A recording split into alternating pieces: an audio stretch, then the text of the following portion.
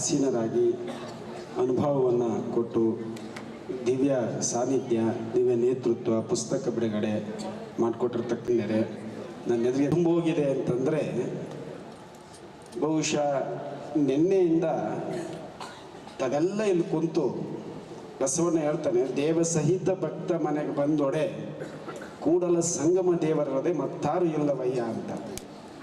ಬಹುಶಃ ಇಲ್ಲಿ ಎಲ್ಲ ಕೂತಿರೋರು ಎಲ್ಲರ ಮುಖದಲ್ಲೂ ಶಿವನೇ ಕಾಣ್ತಾ ಇದ್ದಾನೆ ಅನ್ನುವಂಥ ಒಂದು ಭಾವ ಇದೆಯಲ್ಲ, ಇದು ನನಗೆ ಸಂಪೂರ್ಣವಾಗಿ ತುಂಬಿದೆ ಅಂತಕ್ಕಂಥದ್ದು ಇವತ್ತು ನಾನು ವ್ಯಕ್ತಪಡಿಸ್ಲಿಕ್ಕೆ ಇಷ್ಟಪಡ್ತೇನೆ. ಯಾಕೆಂದ್ರೆ ಸಮಯ ಆಗಿರೋದ್ರಿಂದ ಹೆಚ್ಚು ಮಾತನಾಡಲಿಕ್ಕಾಗಲ್ಲ.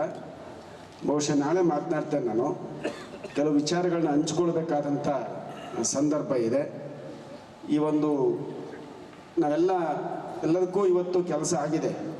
ಬಹುಶಃ ನಮ್ಮ ಸತ್ಯಮೇಧಾವ ತಾಯಿಯವರು ನಿಮಗೆ ಬಾಯಿಗೂ ಕೆಲಸ ಕೊಟ್ಟರು, ಏನೋ ಕೊಟ್ಟು ನೀವು ತಿನ್ನಿ, ಬಾಯಿನೂ ಸುಮ್ಮನೆ ಇಟ್ಕೊಳ್ಬೇಡಿ ಅಂತ.